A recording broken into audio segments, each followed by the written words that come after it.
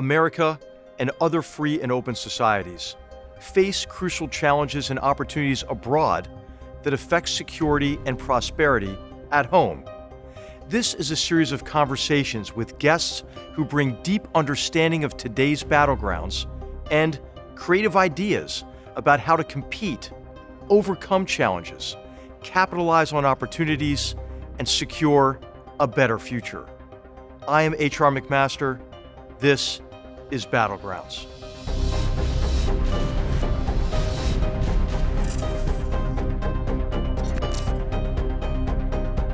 On today's episode of Battlegrounds, our focus is on the United Kingdom.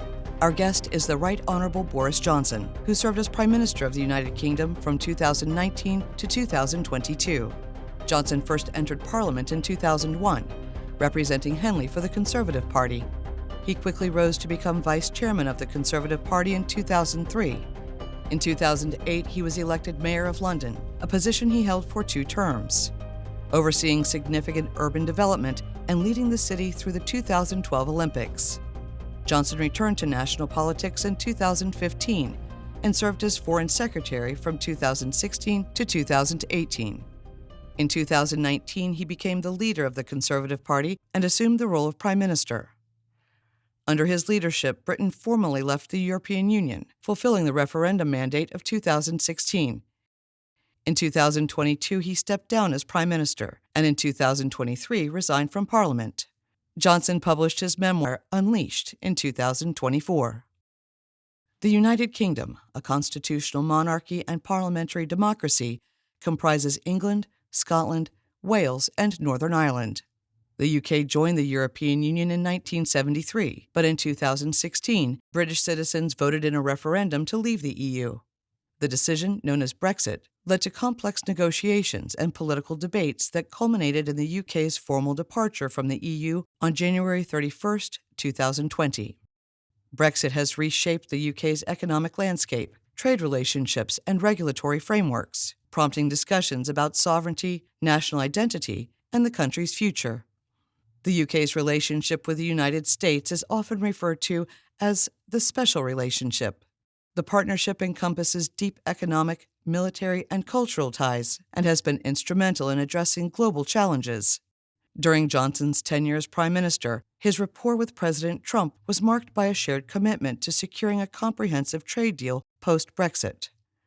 Both leaders expressed a strong desire to strengthen transatlantic ties. However, differing priorities, regulatory standards, and political considerations challenged the negotiations. Under Johnson's leadership, Britain became one of Ukraine's strongest allies. Since the beginning of the war, the UK has committed £15 billion in aid to Ukraine. Johnson's personal advocacy for Ukraine has continued beyond his time as Prime Minister. He continues to emphasize the need for a strong and coordinated international response to Russian aggression and called for Britain to increase its defense spending to 3%. His stance reflects a belief in the importance of collective security and the defense of sovereignty in the face of authoritarian challenges. We welcome former Prime Minister Johnson to discuss the war in Ukraine, British and European politics, and the future of the transatlantic relationship.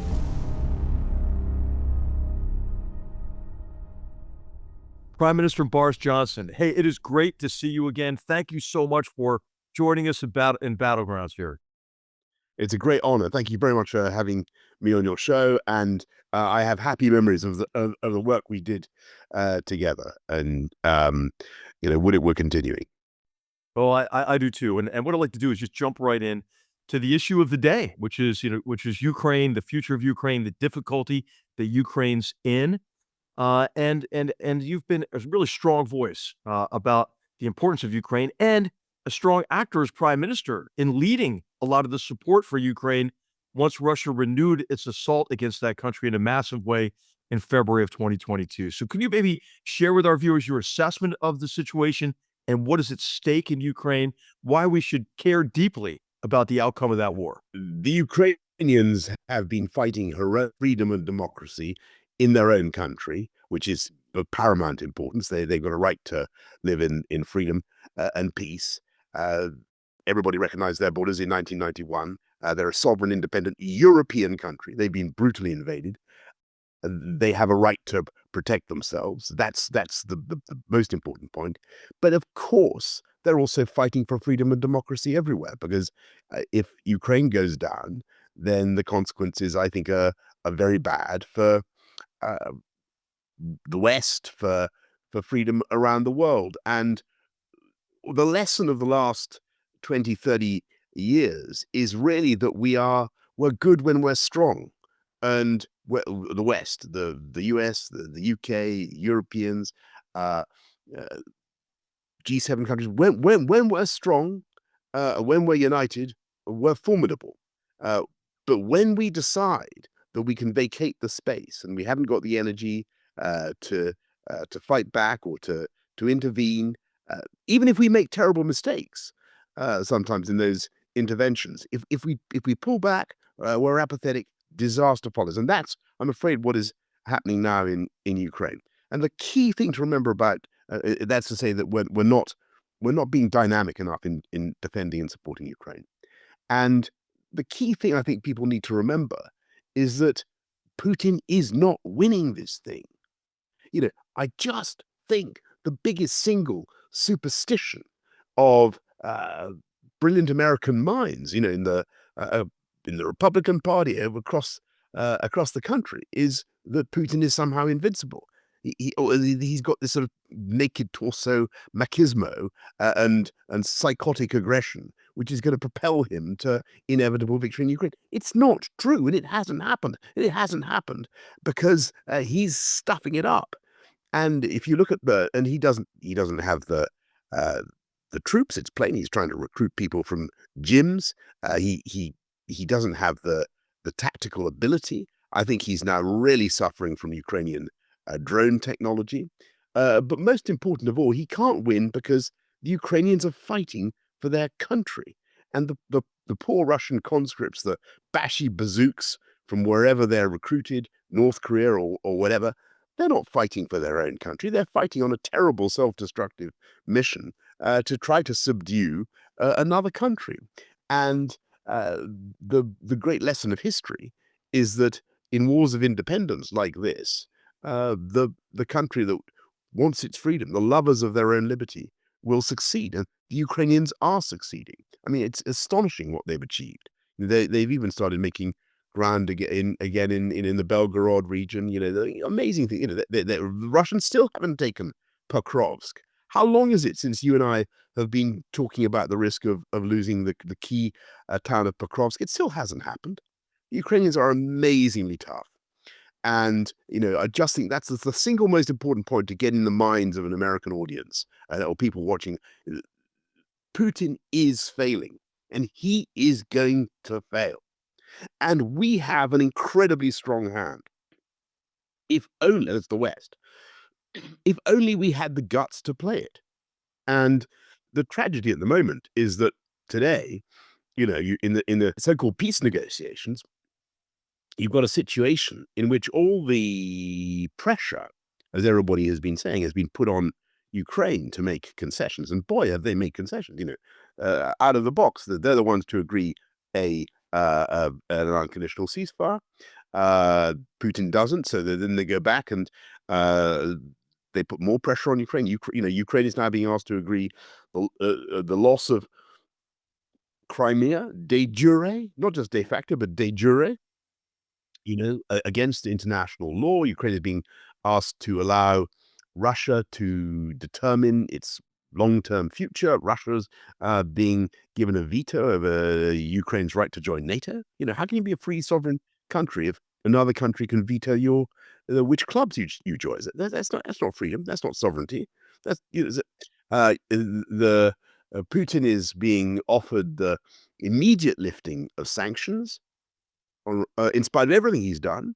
And today he murders more kids in Kiev. Kyiv. 100 civilians killed or injured by his missiles just today. Right. And to cap it all, the guy Putin is being offered an economic partnership with America. Right. And you got to ask yourself, how is this putting pressure Right. on Putin? Right. It's not. Right. The guy He's sitting back, he's stroking his cat, and he's thinking, Yeah. his white cat, and he's Yeah. chuckling to himself, and he's thinking he can afford to push harder. So what we need to do, HR, and I'm sure you know, we've just got to toughen up. There is a deal to be done, and let me just preface all this. Or let me, let me be very brief. I think President Trump is quite right to try to go for peace. I think it's quite right to try to bring this war to an end. It's an ugly, hideous war. It's costing the lives of too many people, as President Trump rightly says. He's right to try and finish it. But you won't finish it if you can. If he won't finish it if he simply thinks he can force the Ukrainians into making more and more concessions without getting the Russians to agree to peace. And at the moment, everybody blames the president's been blaming the Ukrainians for not agreeing to the deal. Actually, nobody has interrogated Putin about whether he agrees, even with this deal, right? Even with this deal. Does he? Because actually it contains some things that are quite difficult for him. But nobody is actually asking him whether he agrees with this deal. And the truth is, I don't think he does. And everything is being pushed onto the Ukrainians in a way that I think is diplomatically and actually morally completely wrong. The way to fix this thing is look, I mean, some of the territorial stuff is appalling, but suppose we say for the time being, and people have been saying this for months, we freeze the battle lines where they are. Okay. What you've got to do is you've got to give give Putin the de facto control of what he's got. Fine. Let's just, it's hideous, but let's park it. And that includes Crimea, obviously. But then what you've got to say is that the remainder of Ukraine, and we've been saying this from the beginning, has got to have serious, credible, long-term, and properly funded security guarantees, and that means not just this European force or whatever, the sort of guarantee force that we've been talking about for ages, the French, the Brits, and others, and that's sensible. I don't think they'd be there in a war fighting capacity. It's got to mean a 10-year plan for military support for Ukraine by us, by the United States, by everybody, and that's got to be clear. And so if we're not going to have immediate NATO membership, which would, I think, I used to argue for that. I still think NATO membership would have been the cleanest and most elegant solution for the whole problem. I accept that too many people, there aren't the votes around the table in NATO for that now. I think that's a great sadness. But the second best is accepting a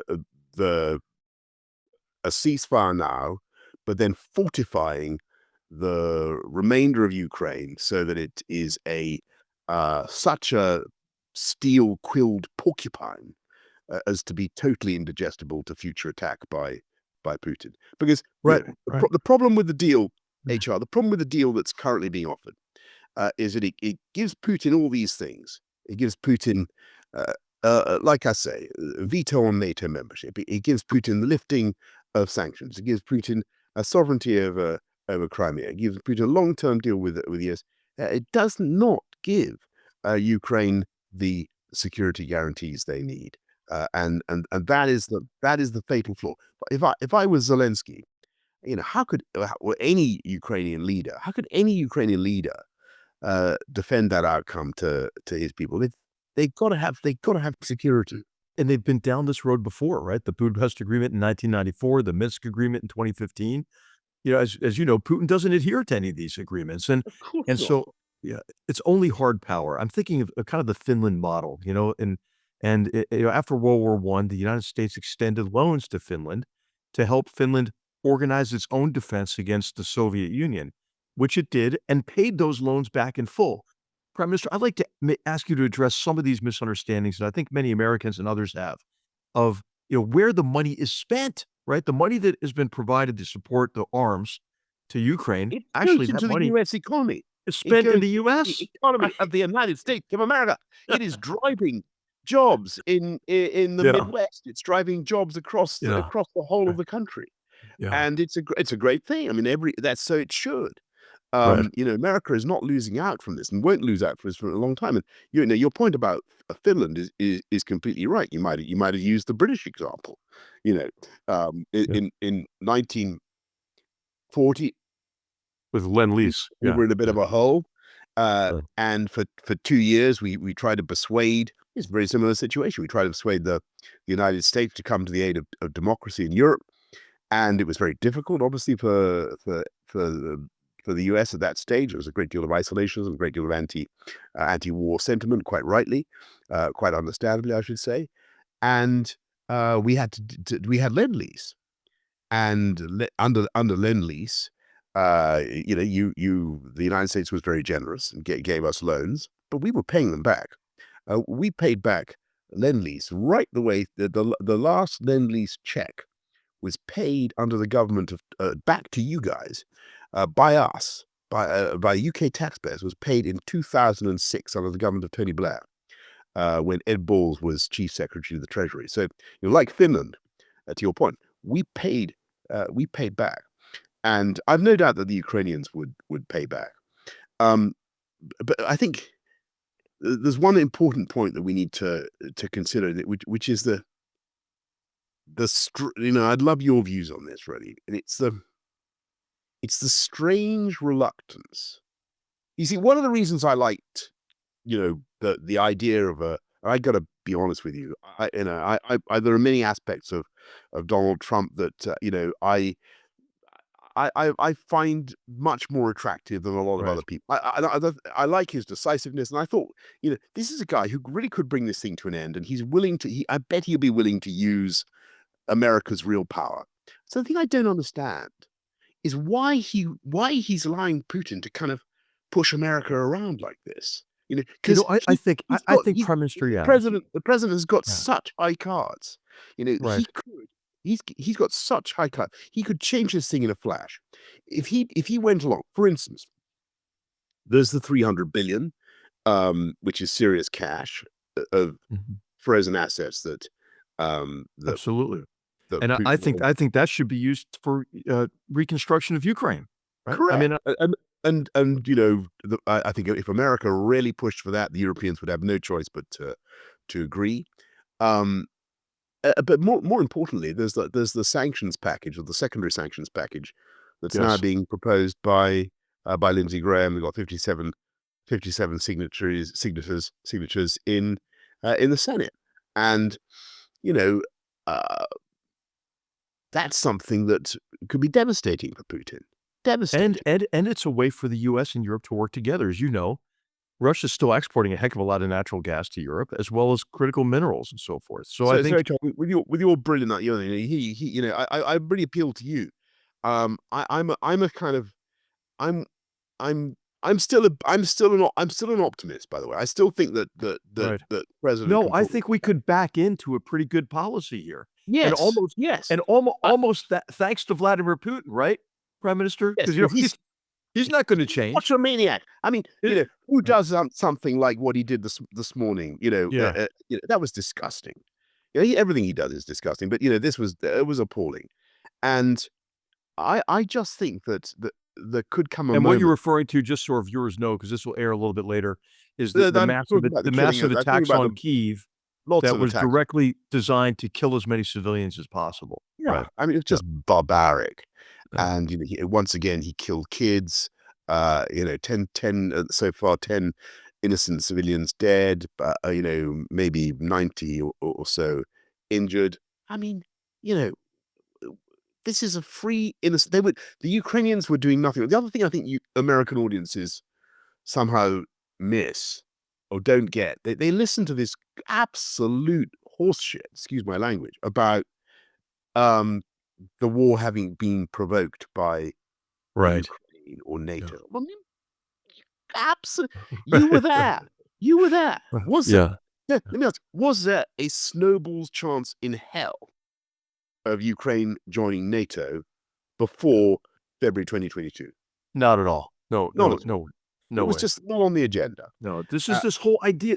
So many U.S. presidents, German chancellors, others have fallen into this trap that what you really just need to do is allay Putin's security concerns, and Putin plays that, and then yeah. he flatters. You know what the playbook he uses, right? He flatters.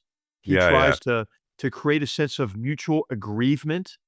Then he holds out the prospect of a really big deal on something like counterterrorism or cybersecurity laughably, or now it's reduction of nuclear weapons or a great economic deal. He holds out the promise of that, right? And says, would it be great, Donald or whoever, if we could work together?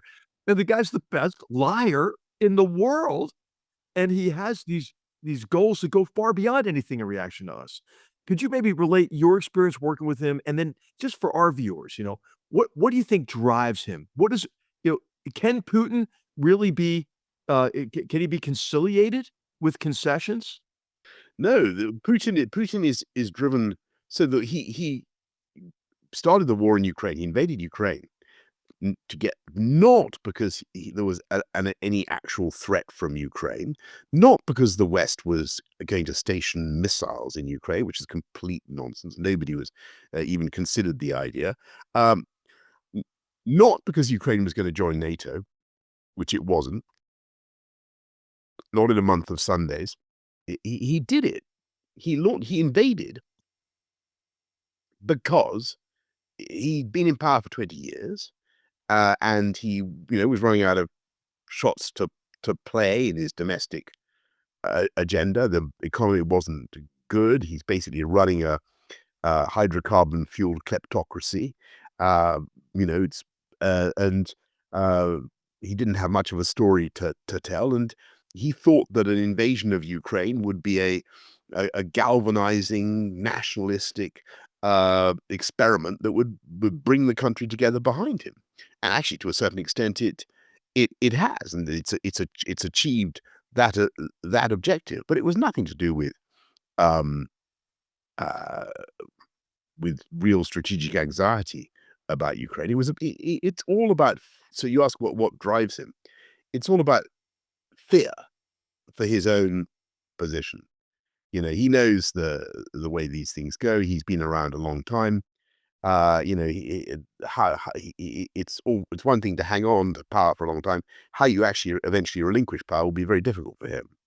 And he's wanted by the International Criminal Court. He's in a lot of trouble.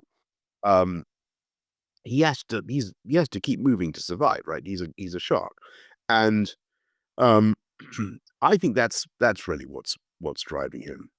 And he's he's if, for the sake of his own political survival, he's adopted the posture of which I think probably he believes as well. But he's adopted the posture and language of an extreme Russian nationalist, chauvinist, revanchist who wants to recreate Russian um, dignity and respect, and return to the the status that Russia had um, during the Cold War. I think that's what he basically. That sense of honor lost and this Yeah. obsession with restoring Russia to national greatness. No, So, we so I worked just want to ask you about this building up of a mutual sense of grievance, with the phrase you used. I was very Yeah. interested. Yes. I just unpack that a bit, HR. What are you talking about that? And how does he do Well, that? How does he yeah. do that with the current president? And what is their joint grievance? Well, they've both been treated so poorly, and you heard President Trump actually say this in the Oval Office with the meeting I with did see that, yeah. Zelensky. But I had heard Putin cultivating this with President Trump over many phone calls. And of course, I would be straight up with the president. Hey, What here's sort how of he's thing did trying. he say? Here's how Well, he's how trying to did play he, you. Well, how does he this the sense of NATO enlargement, or is grievance number one. The idea that we didn't really try to help them transition. from from a socialist statist economic model into into a free market economic system. And then what he does is he plays to President Trump's belief and others in this, kind of the certain wing of the Republican Party, but also in this is a belief held by the far left that the US really screwed up like the whole Middle East with the invasion of Iraq in 2003. And the real problem, the real source of the problems we have in the world were the US neocons. This appeals to sort of certain people who are President Trump's greatest supporters and are often in his ear. And so suddenly Putin is not responsible, for the suffering, the horrors that he has created himself. He unloads the blame on others like Zelensky, and then Zelensky was the benefactor of support of the Biden administration, who Yes.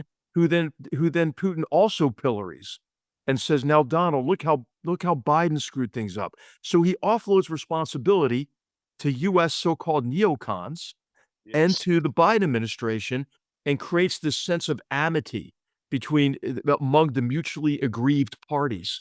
And of course, Yes, President I think that's right. And Yeah. one of the things that struck me is that somehow in the president's mind, the whole business of the Russia hoax, it seemed, or whatever it seemed to, and I don't know as much about it as you do. I'd love to hear what Well, you yeah, thought.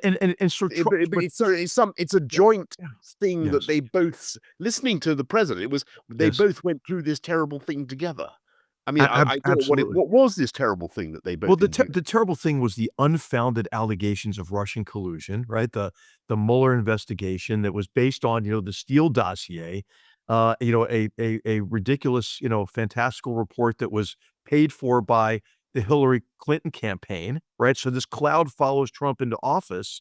The media's after him about it. The Durham report, if you haven't seen that, Prime Minister, kind of lays out the degree to which the FBI, really was inappropriate in going after, President Trump with this investigation. And so They the were inappropriate. yes, they were, absolutely they were. So Yeah. this is like a legitimate grievance by Trump, but what happens is it provided an opportunity for Putin, who's still a KGB operator, right, to cultivate this sense of mutual aggrievement. That makes a lot of sense Yeah. psychologically. Yeah. I can see that, and Right. so if I were Trump, I can see why I would find that a very sympathetic approach. Putin has the advantage of saying something that is true, which Right. is that Trump was unfairly persecuted. He established that he establishes that sort of, that sort of sympathetic relationship there, a mutual sympathy. And then he shifts to what the great things that they could do together. And people want to always think that there's something nefarious about this, or that Trump had, some sort of business dealings.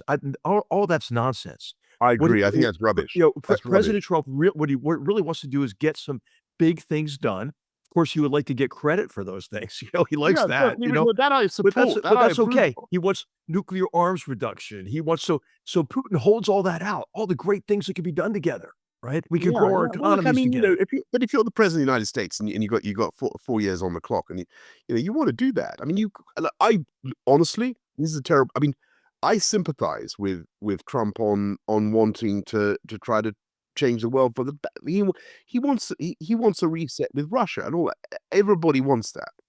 The Right. trouble is that we've tried it, and it's it's a I know, right? I mean, disaster. how many times? How many I mean, times? you Every US president. How long did Chancellor Merkel try this approach with Putin? Where did that get us? I mean, it's so nightmare. But, I think the motives of the president are good in wanting to try it, and yeah. the So trouble. okay, so this is what I'd like to shift gears a little bit and just talk a little bit about the US-European relationship, the special relationship with the UK, how that's evolving. Because again, you have the what President Trump wants to do, and then the how he goes about it, right? And so what he wants is he wants reciprocity in trade, right? He is looking at Europe that and Europe that we've covered the defense bills for, Europe that Yeah. accounts for maybe 17% of the world's economy, domestic, GDP, but accounts for about 50% of the world's social spending. So a lot of Americans look at this, and this is what President Trump has tapped into and reflects is that, hey, they've been free riding on us. And you heard this when you were prime minister from President Trump. That we have the trade issues now. We have the deep European concerns about the U.S. security commitment, the interruption of support for Ukraine, this whole narrative about the war, which we've been discussing. I mean, I know you're an optimistic person. I am too. So when I look at the Draghi report and what Europe wants in terms of deregulation, growing the economy, energy security, that sounds like Donald Trump's agenda to me. Completely. Yeah. So it's one of the reasons I'm look. Let's start with I've been in your wonderful country recently and I had a fantastic time. I was staying. I went to a place I've never been before in Texas on the Guadalupe River, and it was absolutely beautiful. And day after day, I took my kids down to the river to swim with all the snakes. By the way, they have in these rivers there, but they seem very friendly snakes. And we just had. But what was so fascinating was the sun was out, the river was warm. It was beautiful. It was absolutely magical landscape. There were RV parks everywhere. There were little tables by the side of the river. There was no one there. No Americans were there. There was a British ex-prime minister boondoggling away, but there was, and why not? Why not? Hopefully I in think your hopefully in your Speedo with the Union Jack proudly displayed. Yeah, no, well, actually, I did see one American woman wearing Stars and Stripes bikini bottoms, which I thoroughly, and only in America. Anyway, where were they, HR? Where were they? Right? At the two where they were working because it wasn't a holiday, and so to your point, that is the difference. Americans have 2 weeks holiday a year. They have no statutory federal right to maternity leave, paternity leave, unemployment, unfair dismissal, whatever. All these things are the compensation, the workers' rights are vestigial by comparison with the Europe and Britain. And you're perfectly correct. We're paying huge amounts in social security, and we're not paying enough on defense. And again, hate to say it, but President Trump, I don't hate to say it, I'm going to say it freely. President Trump is right about that. And he's right to make a big fat fuss about it. And I can't remember whether it was during your time. I think it was during your time. Were you at the Great NATO Summit when when No, he, I mean, no, no, fortunately, I missed it. I was at the first one, but the second one, I had just handed off to John Bolton. In fact, I had planned to stay through the NATO summit, and in retrospect, I was glad that I did not. okay, but I was sitting right behind him because I was foreign secretary, and he basically just tore. He had a script, I could see it, and he tore it up, and he just started this long extempore sort of ramble, in his own inimitable way, attacking the Europeans for not spending enough. But at the end of it all, he He was succeeded. right about that. He was He right was about right it, about right? that. He was right about Yeah. that, and he got them to spend more money. So fair play to him. Fair play to him. He got them to spend.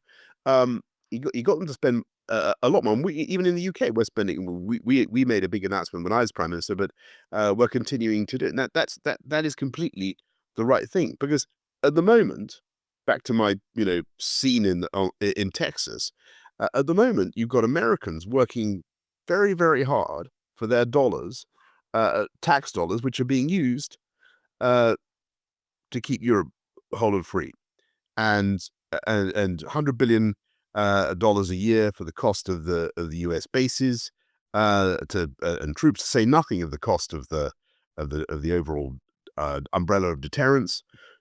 I mean, America is far and away the biggest contributor to NATO, and I've come to the conclusion. So there used to be an argument on the European side, which was that a sort of subtext of we don't want to do anything to discourage America from investing in European security, and that means there's a kind of learned infantilism about the way the Europeans behave. You know, they became more childish than they should otherwise have been, and they look to America um, as the parent figure to lead them. And I actually think that's wrong. I think that if you want America to take an interest in European security, and I do, very, very strongly. And if you want America to continue to exercise its hegemonic responsibilities, and I do very, very strongly, then Europeans have got to show that they care about it too. They care about their own security, and they care about it, and they're willing to spend more and to do more. And I think actually that will intensify and not diminish American commitment to Europe. And so I think what Trump has done there has been right. And you can see them all drifting up now to 2.5%, 2%, Absolutely. 2.5%. We know we're at 2.5%. We'll be at 3% by, you know, the US is already at 3.5% of GDP out of a much bigger GDP. And this is where I think we could back in to a very effective policy, right? Because I think Vladimir Putin will remain Vladimir Putin. Ultimately, he is going to disabuse President Trump and anybody else of any idea that he could make some kind of a deal that's acceptable to us, to the Ukrainians, to anybody. And then also, I think this latest deep doubts that have arisen about the U.S. commitment to the continent, to Europe, and its defense has bolstered another huge round of defense spending, especially in Germany, right? With this $1 trillion commitment over 10 years. And so I think we could ultimately be in a stronger position. But could you lay out for our viewers how you see the U.S. Europe relationship evolving, right? And what should the positive agenda be? And I would just say, Prime Minister, I'd love to hear your comment about how important it is for us to work together on the problem of China and China's Yes. various forms of aggression, especially economic aggression. Well, the lesson of the last 30 years is we're better when we're stronger. We're better when we're together. If you look back at where I think, whatever you say about the Iraq War or Afghanistan or the response to 9/11, in the early 2000s, of the late 90s, it was strong, right? Bosnia, strong. We made mistakes. Sometimes we went too far. We made big miscalculations in places, but it was strong. And the world knew that America was the hegemonic power. And then what basically happened, if you remember, let's go back, to Syria 2013, then Ukraine 2014. You're talking about the unenforced red line in Syria, Unenforced under the red Obama line in administration, Syria under which I think Obama. you're right to draw a direct line to the invasion of Ukraine in 2014. I think the perception of weakness is what is provocative. And that is why Ukraine matters. So to get back to our very first topic, why does all this matter so much? All human institutions require a leader, whether it's a school, a company, a university, whatever. Family, everything needs a leader. And the unit is not strong unless the leader is strong. Terrible thing to say, but it's true. And it's just an observable fact. And the people are happier when they know who's in charge, and they work better. And for better or worse, the United States of America is the global hegemon. It's still got 25% of GDP, far and away the biggest military power, by far the most innovative country on earth, but the place that's got all the capacity to expand and innovate. China is an ancient country with very heavily densely populated already. It's getting old before it's getting rich. It's got huge demographic problems. It's got economic problems now. America, I mean, let's leave aside the current tariff policy. America has got unbelievable natural strengths. Every single state has got a dynamic tech sector, a great university. I mean, your own state has got umpteen great universities. Where the state where you are currently. I mean, And America, you fly over America, as I do a lot, because I've been relieved of my responsibilities in the UK. I travel around. You know, there's no one there. Yeah. It's huge. It's Right. fertile. It's Yeah. beautiful. And it's already full of the people with the highest per capita GDP in the world, virtually. It's already full of the people who are making the biggest breakthroughs. And yet it has the capacity to grow in an environmentally sustainable way, to expand. And, so look, all I'm saying is, um, there's a long-term bet to be made on the Yeah. West. We should be If we confident, just right? We should believe be in confident. ourselves, and if we're Yes. strong, just Absolutely.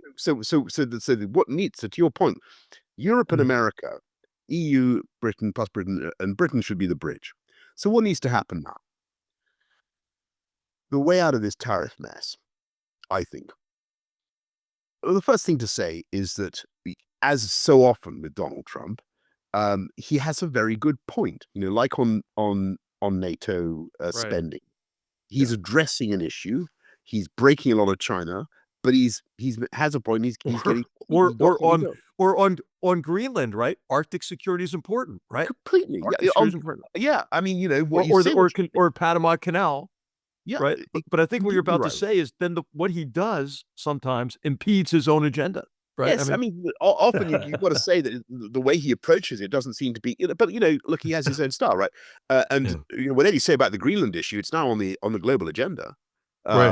Right. Whether it'll happen in the way that he wants it to happen or whatever, but there's Right. and similarly with Panama, as for whether the Canada will become the 51st state of the Oh, US, gosh, somehow yeah, that's right, that's that also probably the is most that on one side. Um, yeah. but on trade, look, um, you know. I'm a free trader. Maybe it's not the approach I would have taken. Um, but there has been a problem with the Chinese currency uh, ever since the Absolutely. early 90s, when China joined the World Trade System. They have exploited their amazing advantage to.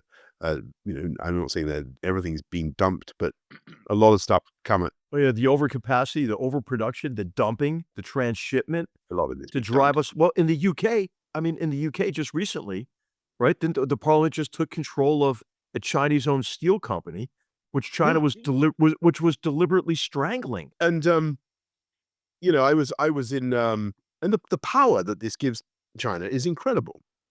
And I went to Arkansas, to um wonderful place in Arkansas, which was the headquarters of Walmart. And a beautiful place. And the people there told me that 85% of the manufactured goods, so the kiddies paint sets, bicycles, computers, whatever, everything you see on the shelves of Walmart that isn't food and drink, most of it come from China. And that gives them huge, huge power. And I can see why the the president has wanted to try to have a rebalancing in the trade policy. Um, and something must be done. This is something, therefore it must be done. Whether it's going to turn out to be Yeah, I think the US Treasury right. Secretary's statement recently was dead on in terms of there needs to be a rebalancing, right? The China's status mercantilist economic model is harming all of us. Hey, and I think it's harming China too, right? I mean, they Yeah, cannot well, there's no domestic consumption. there's no There's no domestic domestic consumption, right? consumption. Everything's being exported. They have serious, they got serious problems. The real Sh- estate sector's failed, right? I mean, yeah. yeah. So look. So what I'm saying there is, um, the way out of it is, I think, for both sides um, to reduce their tariffs, and um, in exchange for China opening up its market in services. I mean, that's where look. I don't think it's realistic to expect everything currently made in China to be made in America, right? But you could have an outcome where the things in which America really excels, and which would be the UK excels, the service Right. industries of all kinds, we could be doing much, much more Well, and But it's fine. this is where the common positive agenda comes in too, because of course I think we would all agree that it's really a bad idea to give an authoritarian hostile regime control over critical supply chains. Yeah, That needs that's US, UK, Europe, Japan, Australia, Canada, Mexico. We should all be working on that together, because we we can't should do it be, and ourselves. on some things, on sensitive supply chains, we should be either onshoring or friendshoring. We should be doing stuff together or with allies. I totally agree with that. And in the UK, we went through. When I was prime minister, we tried to draw a distinction between um, stuff that was really critical, that was sensitive, and stuff where um, you know uh, we were happy with free trade, and we'd been much too trusting beforehand. We'd given the Chinese access to our nuclear industry, to our 5G networks, to everything, and it was very expensive to unscramble all that. But what I'm trying to say is China's a gigantic fact of our lives and will be. And that's a good thing. It's an amazing country. But there's a way out of this that opens up Chinese markets to the things we're good at, as well as allowing them to dominate in manufacturers. That's the way I see it. And some things that we should be manufacturing ourselves. The other thing we should do, the US and Europe, is have a free trade deal. And this is where the UK should really be leading. We need a Yeah. free trade deal. Yeah, I think get a bilateral trade deal with the UK, use that as a model for the EU. I mean, I think Correct. that makes sense. Absolutely. Yeah, Absolutely. right. And we can get it done. The current problems are, you know, um, ridiculous. This thing about chlorinated chicken and hormone treated beef. I mean, personally, I think that American food is delicious. I have an absolutely, and as I've just told you, I've spent about a month eating it. You seem perfectly seen in the pink of health from eating, chlorinated chicken and hormone treated beef. It doesn't do any harm. It's complete protectionism. It's total nonsense. We should have a free trade deal. Um, and uh, if you can fix those sorts of problems with labeling and consumer choice and so on. But the UK is, why do we have 10% tariffs on American cars? It's Right, crazy. right. And you've only And got 2.5% tariffs on ours. I think this positive agenda is important because, and this is what the final maybe part of the discussion I'd like to have with you before I give you the last word here, is because this axis of aggressors that we're facing, they're working pretty well together. And I'm talking about obviously China, Russia, North Korea, and Iran. I mean, North Korea, kind of, which we always think is a failing state, has provided about $20 billion of assistance to Russia, so they can continue their onslaught against Ukraine. So you have North Koreans fighting on European soil, providing 8 million artillery rounds and missiles and soldiers and actually slave laborers in Russia as well. You have Iran providing Shahed drones. You have China underwriting the whole effort with energy purchases and with the hardware and equipment that Russia needs to sustain the onslaught against Ukraine. They're working really well together, and I think it's important for us to work together to try to, break apart that axis, weaken that axis. How do you see just the broad nature of geostrategic competition with this, whatever you want to call it? I call it the axis of aggressors. Yeah, look, I think that um, we need to be sticking up for um, all the freedoms that we believe in, and and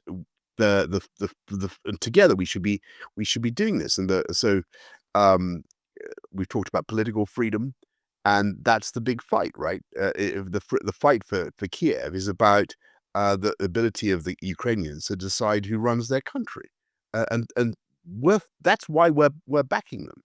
And it's absolutely crucial that our side wins.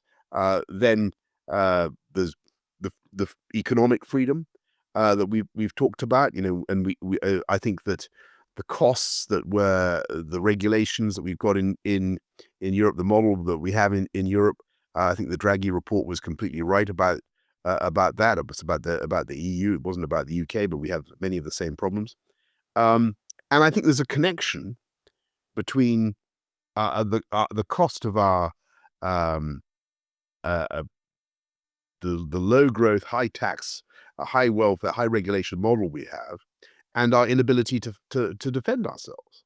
You know, we won't be able to spend enough on defense and match these autocracies until we recognize that actually we need to learn from you guys, from the United States, about the economic model we need. And I talked earlier about uh, how impressive America is at innovating, and I think that's a lot to do with the culture of it's to do with low taxes, low regulation, but also a culture of freedom and enterprise. And we need to be sticking up for that together, because I think that's the best way forward. And look, I think there's also an element of um, jointly defending free societies, free speech, and it's crucial in this conversation that we don't equivocate between the sort of petty wokery of which we have far too much in universities in the US, universities in my country, far too much political correctness.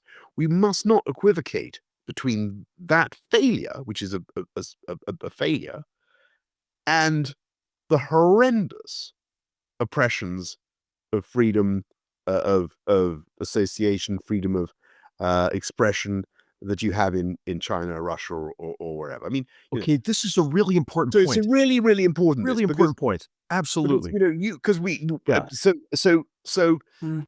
JD Vance, who I have a lot of time for, I'm a big fan actually in many ways. He came to the Munich Security Conference. He made an excellent speech, but which was about the erosions of free speech in the UK and other countries, which was all fair, but it would be it'd be very sad if and wrong if that point were to be used in some way as to pose a false equivalence between us and Putin shooting journalists and sending his opponents to the gulag. But And different kidnapping tens of thousands of children. I mean, the list I mean, goes on, two right? totally different worlds. List We goes on. must, we mu- Yeah. we must, as we ally and as we stick up for freedom together across the Atlantic, we must make this distinction because it's crucial. And let's fight wokery. Let's fight. I agree. Let's say whatever we want. I'm all in favor of that.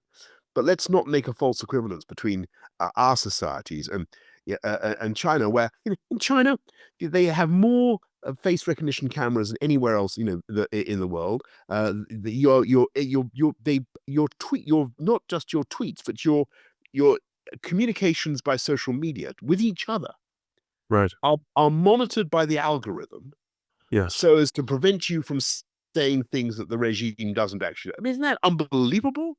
This is Yeah, all. they This is police your complete all. thoughts. They Literally weaponize police your your thoughts, and they family. have this thing Yeah. called social credit. You know about social Right. credit? Absolutely. Unbelievable. If you're thought to be, unsound in your views, you can turn up at the train station and suddenly find yourself denied a ticket.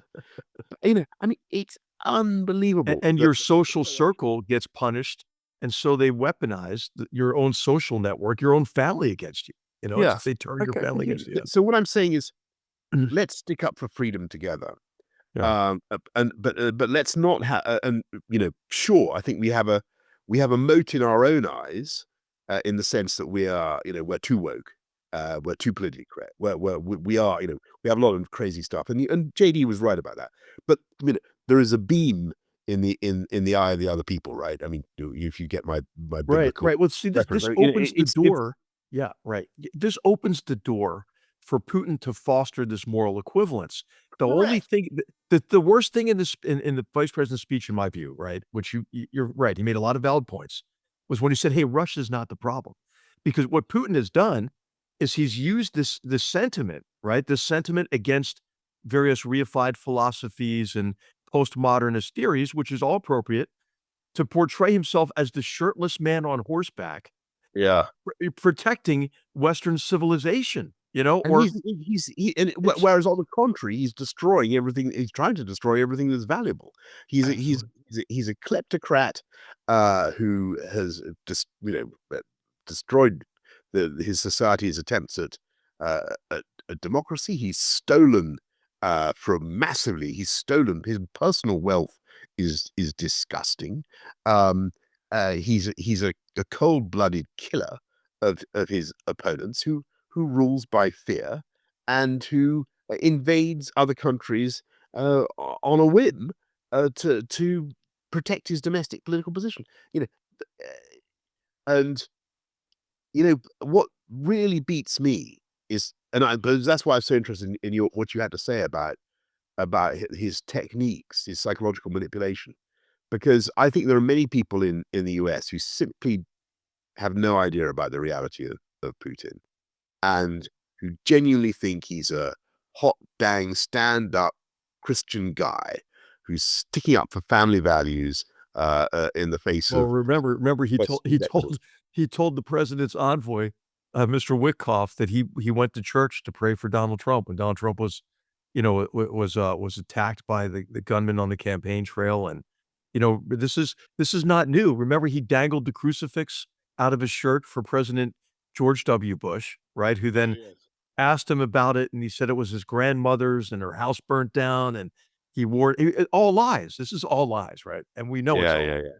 He's a total, and lies. his culture is out of a KGB man who originated in a specifically atheistic Marxist uh, credo, and I don't believe a damn word of it, and you know we're too woke.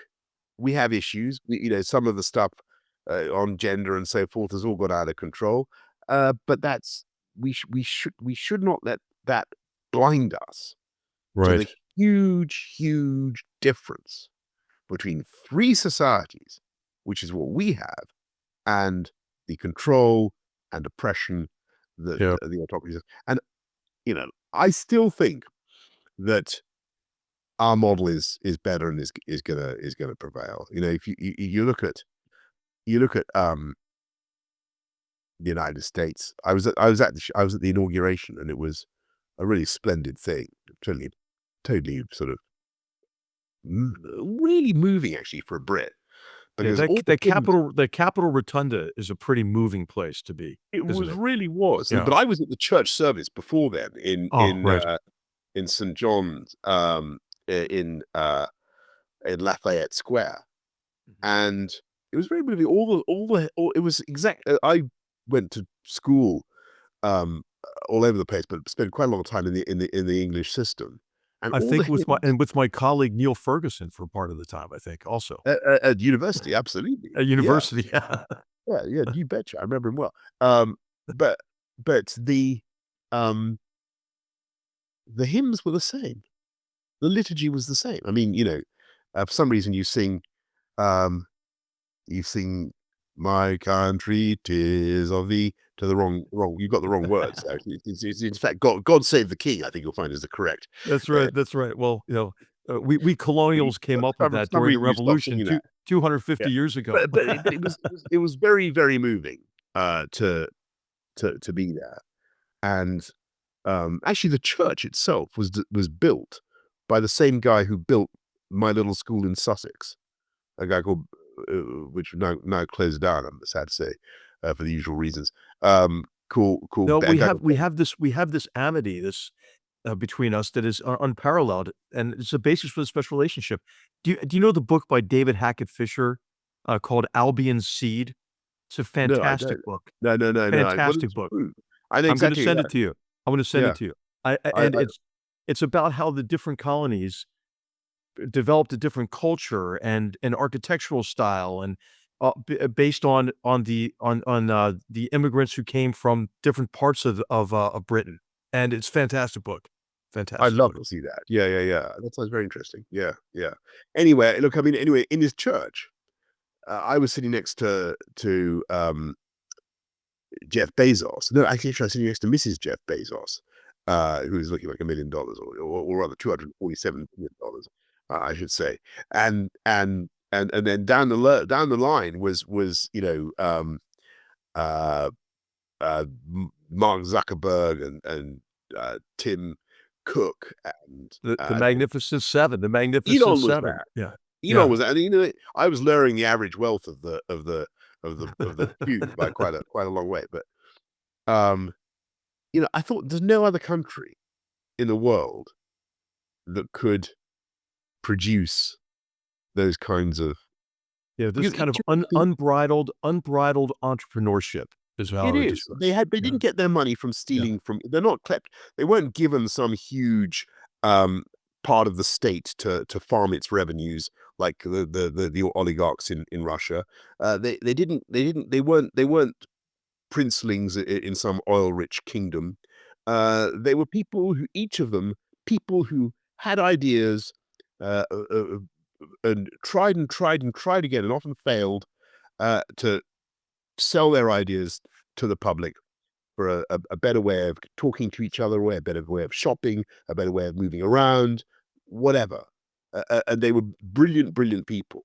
And America is still producing those people. And we in the UK and the Europeans, if we're going to grow our economies to pay for our defense in the way we need to learn from that kind of entrepreneurial spirit and that can-do self-belief.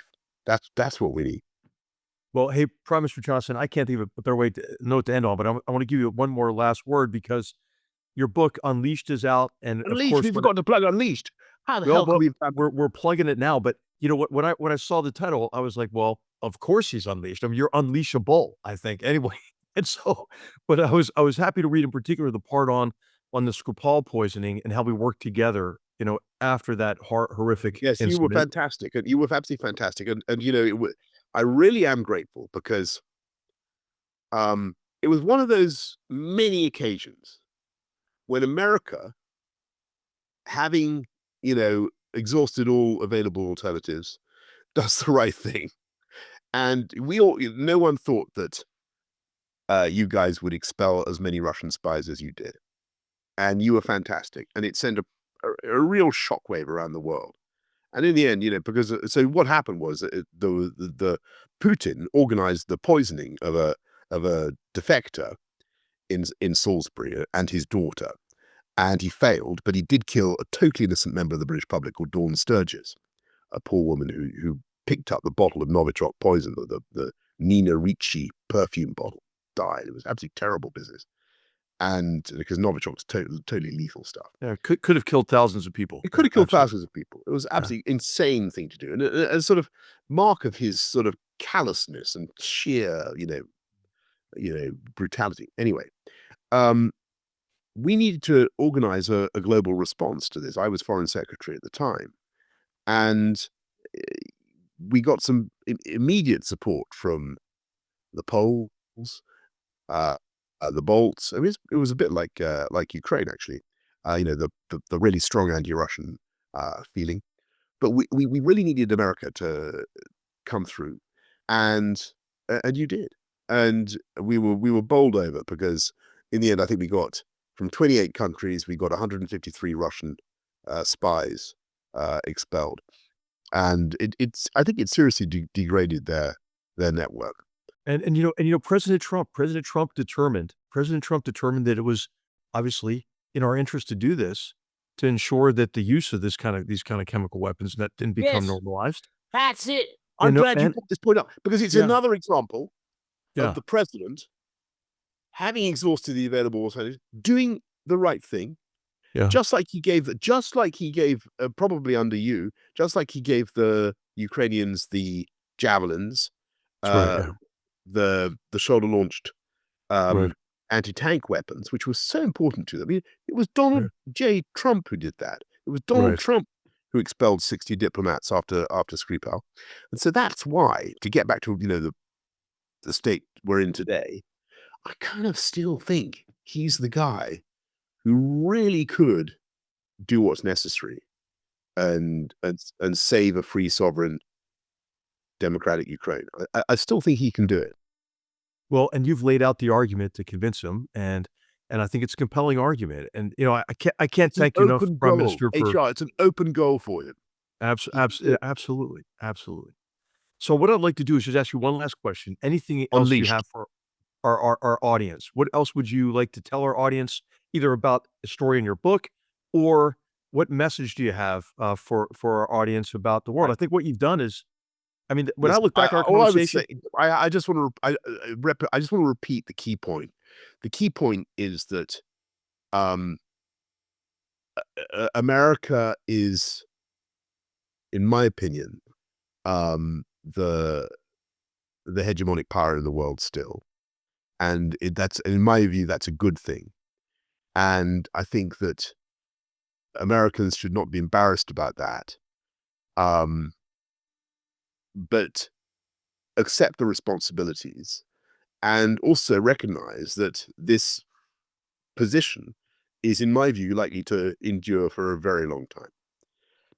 Just looking at the demographics, looking at the projections, looking at the growth in the US, looking at the differences in the cultures and the societies, I would put my money on America long term. well, Prime Minister Boris Johnson, thank you for your service to your And the UK. And the and the UK. UK. Damn it, Together. that's right, absolutely. Anyway, take care. Love to see you, John. Despite the unpleasantness of 250 years ago, we got over it. We got over it, didn't we? We got over that. We got over that. Take care. Love you to talk. It's wonderful to be with you again. Thanks for joining us on Battlegrounds. And again, thanks for your leadership for your own nation, but also humanity and the work you're continuing to do to help us build a better future. Great to be with you. Thank you. Great to talk to you. And you. Thank you so much. Thank you. Thank you, Prime Minister. Thank you. Battlegrounds is a production of the Hoover Institution, where we generate and promote ideas advancing freedom. For more information about our work, to hear more of our podcasts, or view our video content, please visit hoover.org.